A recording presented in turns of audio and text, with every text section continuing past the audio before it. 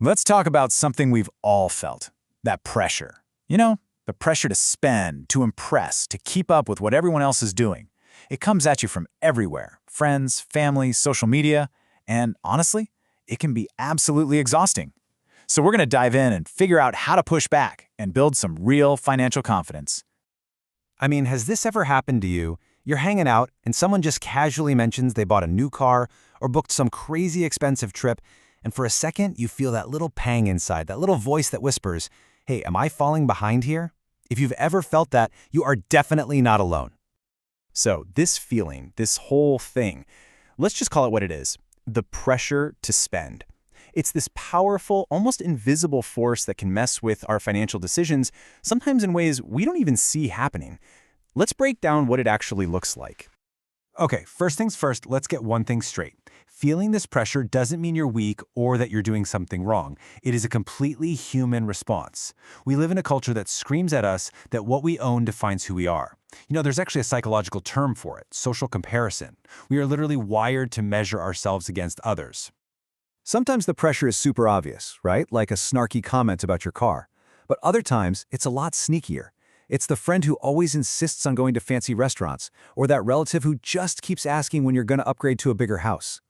Every one of those moments can be a little chip away at your confidence, making you second-guess your own choices. So how in the world do we deal with this? Well, the answer isn't to argue with people or to start avoiding them. The real strategy is to build something stronger inside yourself, and that's unshakable financial confidence. This is where the real work and the real power begins. And let's be super clear, financial confidence has almost nothing to do with being rich. It's all about having a plan that you believe in. When you know your why, you know why you're saving, whether it's for your kid's future or to be debt-free or to retire early. That purpose, that conviction, that becomes your armor. Okay, so once you have that internal confidence as your foundation, now we can build a practical shield for dealing with the outside world. And a huge part of that shield is just knowing what you're going to say when the pressure hits.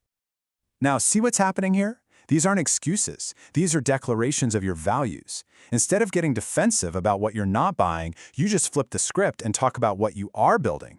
It's a simple, powerful reframe that can shut down that pressure right then and there. All right, let's talk about the next layer of your defense strategy. And this might just be the most important financial decision you ever make. And spoiler alert, it has absolutely nothing to do with stocks or savings accounts. It's about who you surround yourself with. I mean, think about it. Study after study shows that our friend group is one of the biggest influences on our spending. If you're always with a group that pushes for expensive stuff, it's just going to wear you down. But a group that gets your goals, maybe they suggest a potluck instead of a pricey restaurant, that group becomes a powerful ally. And all of this brings us to the most important part of this whole conversation. It's about a deep, fundamental shift in your mindset. It's about changing what you're chasing in life. Seriously, take a second and really think about this. Who are the people you admire the most in your life?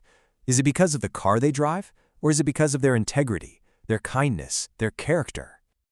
This is it. This is the absolute core of it all. There is a massive difference between being impressive and being respected. Impressing people with your stuff is shallow. It's temporary.